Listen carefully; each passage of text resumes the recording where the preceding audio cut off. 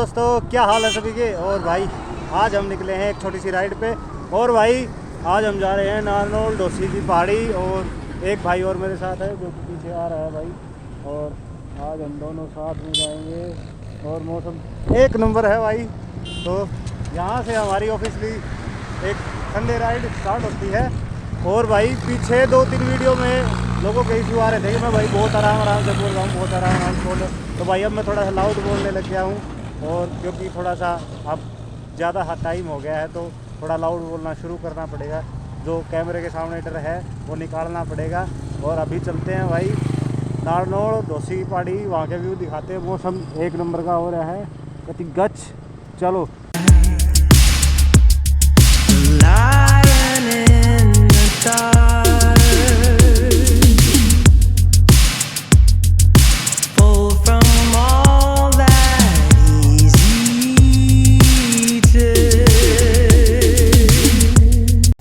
तो भाई हम कहीं निकले और कुछ गड़बड़ ना हो, ऐसा हो नहीं सकता भाई साहब। अभी हम आए हैं डोसी की पहाड़ी नारनौल में।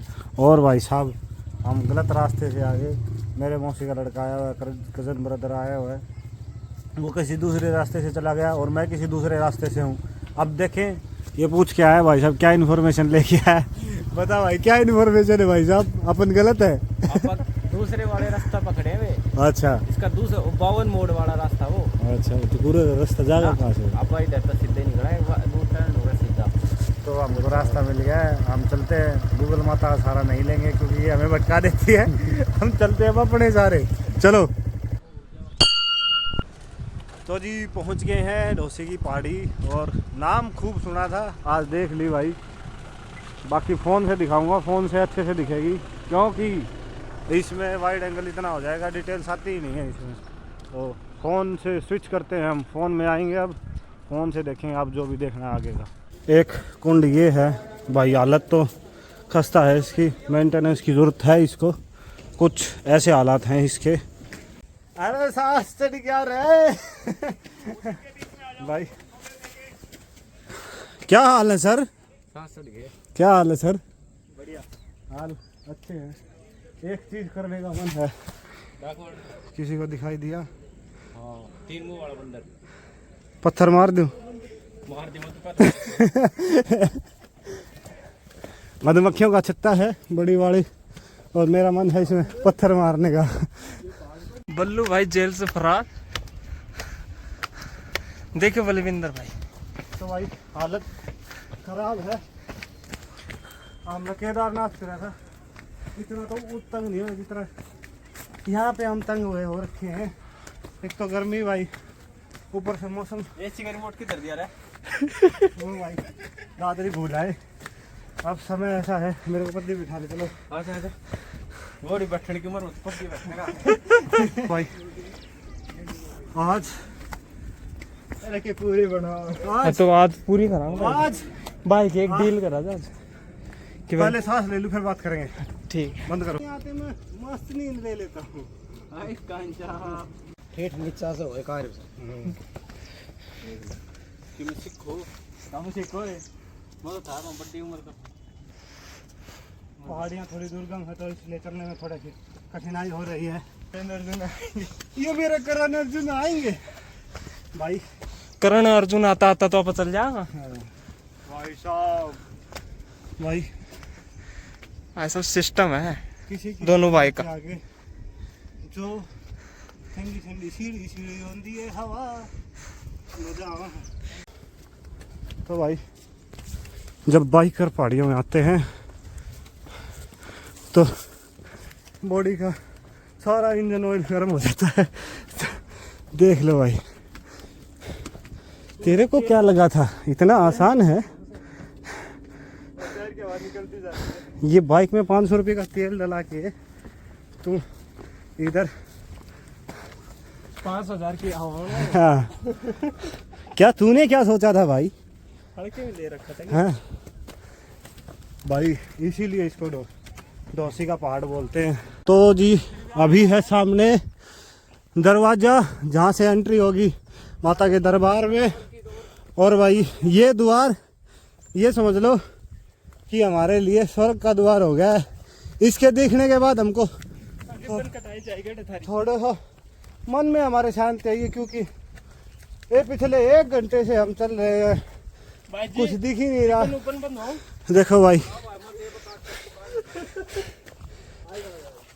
हो साहब तेरी खराब हो गुजर पैर रहा है भाई साहब, 1-1.5 किलो की जैकेट, पसीने। मौसम थोड़ा ठीक है, अगर गर्मी होती तो भाई लेने के देने पड़ जाते। भाई तू देखियो, मेरे सामने है बड़ा खूबसूरत नजारा, आ जाओ दिखाऊं।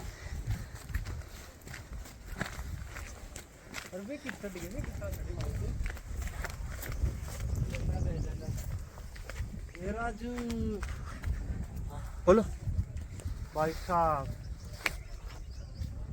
इस नज़ारे के लिए इतने पसीने भाई से भाई देख सकते हो। क्या बच गए पिस्तौल है? आ जाओ, जिस चीज़ के लिए आते हो।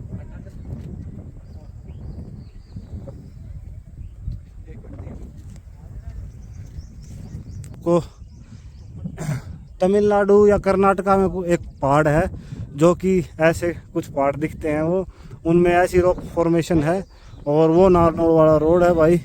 और ये समझो पैरानॉर्मल व्यू है इधर। ये हमारे साथ कुछ आए चिंटू मिंटू, एक देख सकते हो भाई। दोसी की पहाड़ी का थोड़ा सा इतिहास बता देता हूँ। दोसी की पहाड़ी 51,000 वर्ष पुरानी है, और इनका पांडवों से भी संबंध है, क्योंकि जब उनका ज्ञातवास था तो यहाँ पर आए थे।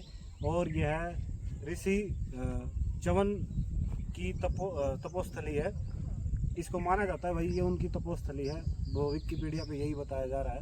मैंने अभी पढ़ा है, मेरे को ज़्यादा कुछ नॉलेज नहीं है, जो भी मैंने विकिपीडिया से ली थी वो मैंने विकिपीडिया में पढ़ा वो मैं आपको बता रहा हूँ। तो ये श्री ऋषि च्यवन की तपोस्थली है, और यहाँ पर माना जाता है कि उन्होंने च्यवनप्राश का निर्माण किया था। अब ये कितना सच है कितना सच नहीं है वो मुझे नहीं पता। बाकी ये लगा लो, ये एक ज्वालामुखी से बनी हुई रॉक फॉर्म है, आप देख सकते हो सामने। वो देखो जैसे ये रॉक है, ये ऐसे रखी हुई है भाई। एक ऐसी रॉक फॉर्मेशन तमिलनाडु में भी है, साउथ इंडिया में भी बहुत सी ऐसी रॉक फॉर्मेशन है।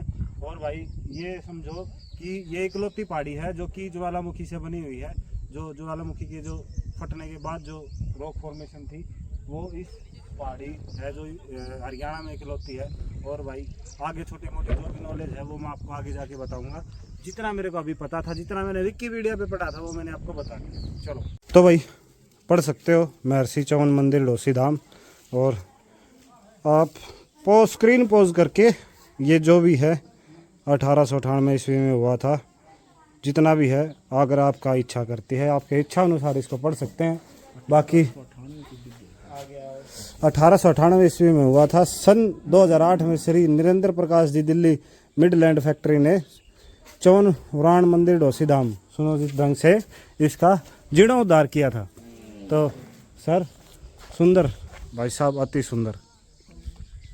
तो जी ये है श्री च्यवन जी महाराज का धाम, और ये एंट्री है जी। चला इससे आगे जाने की अनुमति है ना, लिख रहा है कहाँ लिखा है? बना है। तो जी कुछ सुंदर नज़ारे। ओ भाई साहब नीचे थोड़ा सा हम यहाँ से ही सादर प्रणाम कर लेंगे, आगे जाएंगे। ये श्री च्यवन जी बैठे। ये डोसी का जो स्नान है, अच्छा वो लास्ट वाला उसके पीछे जो कुआं है, अच्छा अच्छा जिस पर जाल ढक रहा जिस पे जाल रखा है, वो मैन है। वो मेन है, उसका स्नान है। तो वही जगह चंद्रकूप वो है। आप उसका पानी पिया क्या? ना आप पी के अब एक और बात है कि मैं इससे वो बताऊं, अमृत के समान पानी है। मैं इसको बताऊं था कि उरे जो च्यवन ऋषि हैं उन्होंने च्यवनप्राश का हाँ, च्यवनप्राश का उन्होंने वो यहीं बनाया था च्यवनप्राश, और यहीं से वो च्यवन ऋषि थे ना, और राजा सरियाती हुए हैं कोई, वो जंगल था उस वक्त यहाँ पर भारी, और वो च्यवन ऋषि यहाँ आगे थोड़े जगह है, वहाँ एक पत्थर है, उस पत्थर के अंदर ही वो तपस्या कर रहे थे। उसकी शरीयती की लड़की थी, कोई छुट्टी थी, वो 12-13-14 साल की। अब वो उसको पूरे चौन ऋषि महाराज को पूरे दिमक ने ढक लिया था, पूरा शरीर दिमक ढक लिया था, केवल आँखें थी ना, अच्छा। वो दिख रही थी, बस आँखों पर दिमक नहीं लगी। तब उस लड़की ने सोचा कि भाई ये क्या है, ये क्या क्या चमक रहा है। तब उसने कांटा लेकर के उसे आँख में मारा, उसे खून आया। तब वो उस ऋषि की समाधि टूट गई। तब उसने अपने योग बल से राजा की सारी फौज फलदा उसके साथ जितने भी आदमी थे ना, सबका पेशाब बंद कर दिया। अब सबका पेशाब बंद हो गया, वैसे तो सबको परेशानी होगी। तो बोला भाई कोई न कोई किसी ने अपराध किया है। तो बोले बताओ कोई किसी ने अपराध किया है। तो बोला लड़की बोली पिताजी मैंने ऐसे ऐसे अपराध है। वहाँ जा कर गए, देखा तो ऋषि थे। तो बोला महाराज तुम इस लड़की ने अपराध किया है, हमने ये लड़की आपको सौंप दी, मतलब हमने दान कर दिया, कन्यादान में आपको दे दी। अब ये जाने तुम जाने हो, हमें माफ करो, इसको सजा ये भुगतेगी, आपकी सेवा करेगी पूरी जिंदगी भर, और इसकी सजा यही है। तब उसको वो वहाँ पर उसको ले लिया और राजा चले गए, उनकी सेना सही हो गई। अब यहाँ पर अश्विनी कुमार कोई देवताओं के वैद्य थे दो, वो यहाँ आए घूमते हुए। तब ऋषि ने कहा कि भाई तुम मेरा उपचार कर दो, क्योंकि अब मेरी लड़की है, ये तो 12-13 साल की है, मैं बहुत बुढ़ा हूँ, तो मैं तुम्हें देवताओं के भोग में से हिस्सा दिलवा दूँ। उनको भोग में हिस्सा नहीं मिलता है, डॉक्टर लोग होते हैं ना, तुम किसी को मत बताना, ये बात नहीं अपने पास रखने की होती है। ये डॉक्टर कोई भी होती, डॉक्टर लोग हम उसको शुद्र से नीचा मानते हैं हमारे वेद शास्त्रों में। क्यों? तो भाई डॉक्टर है ना, वो सब काम करेगा, सफाई सफाई सब कुछ करेगा। हाँ। उसका काम दाई होती है, दाई को हम सबसे वो मानते हैं, दाई का काम है ना वो उसका गंदगी वगैरह में काम करना होता है। तो उस वक्त जो एक स्वच्छ समाज था, तो जो गंदगी का काम करते थे ना, उनसे थोड़ी दूरी रखते थे।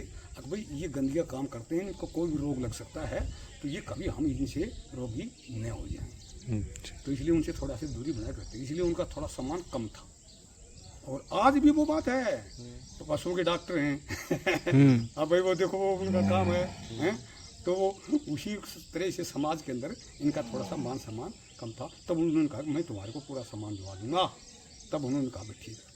तब उन्होंने यहाँ ये चंद्रकूप बनाया ये। अच्छा। इसके अंदर कोई औषधियाँ मिला करके, और उन्होंने कहा कि आप इसके अंदर उस लड़की से कहा अब एक शर्त पर हम इसको हम जवान बना देंगे, अब इसमें हम तीनों साथ गोता मारेंगे, और जिसको तू पकड़ लेगी वो ही तेरा पति होगा। अच्छा।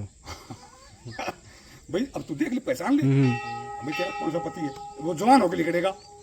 अब उसमें से अगर तेने सही पहचान लिया, इसको सही पकड़ लेगी तो इसको, और ना अगर हमारे को पकड़ लिया किसी को, तो फिर हमारी पत्नी बन के रहना पड़ेगा। तब उसने कहा भाई ठीक है, मैं अगर मेरे तन मन धन से सच्चा मेरा है, मैं इसके सिवा किसी दूसरे को पति नहीं है, तो भगवान मेरी भी रक्षा करेंगे। अब हमने तीनों साथ गोता मारा और 4 बाल निकले, एक सी सकती थी। अब वो चक्कर में पड़ गई, लेकिन उसने परमात्मा परमेश्वर को, भोलेनाथ को याद किया, माँ मनसा माई का ध्यान कराया, मनसा माई ने उसको इशारे में बता दिया तेरा पति ये उसने उसको ही पकड़ दिया। तब उन्होंने कहा भाई ठीक। अब उसने फिर वो उसका भाग था, वो राजा शरियाती था भी, एक हवन करो, यज्ञ करो और इनको भी भाग दो। इंद्र ने कहा कि इनको भाग देगा ना तो मैं तुझे मार दूंगा, ये भाग लेकिन नहीं। तब उसने जैसे वो यज्ञ के अंदर बैठाया, उसने इंद्र ने वज्र मारा उस ऋषि पर, तो जैसे ये ऊपर हाथ लेगा ना, यहीं रोक दिया, हाथ यहीं रोक दिया, न ऊपर नीचे रहे न छुट्टे न। जब बोला महाराज मेरे को माफ़ करो और तुम इसको बांध। तब से ये है ना, ये चंद्रकूप, इसमें कोई रोगी, कोई और किसी प्रकार का भी हवा लग जाती है ना, लगता होता है, 1 महीने इसका पानी पी लो ठीक हो जाएगा। बस पता ही क्या बात है, जैसे मायड़ नहीं रख दे, मेरी मम्मी आ रहा है तो मम्मा नाना। कारण है इसके अंदर बैठते कबूतर, बहुत कबूतर बैठते इसके अंदर नीचे, जगह कबूतर तो ऐसी जगह पे अपना घोंसला बनाएगा, हाँ वो ऐसी जगह बनाएगा जिससे उनके अंडों को कोई खतरा नहीं हो, कुएं के अंदर कोई जा नहीं सकता। जो कुएं में चाहता वो बनाते हैं, फिर आप उड़ के हवा में बैठ जाते हैं, फिर वो बीट करते हैं। अच्छा और जो इनकी बीट होती है ना, ये उस लकड़ी की दवा उस पानी में ये मिल जाती है, ये पानी से मिला हुआ और ये ऐसा जब एक अमृत का रूप धारण करेगा। इसके सभी रूप हवा लगने वाले और कोई ऐसा भी रोग खास खुजली फजली है ना, इस प्रकार के रोग हैं वो, और इसको पानी पीने से छोटे मोटे रोग तो हो जाते हैं, ऐसा जो रोग होते हैं उनका तो देखो। तो वैसे ये पानी घर भी ले जा सकते हैं? बिल्कुल नहीं ले जाओ, लेकिन आप पी के देखो क्योंकि तो आप हो गए। हाँ कुछ चलो भाई पी के देखते हैं, चलो।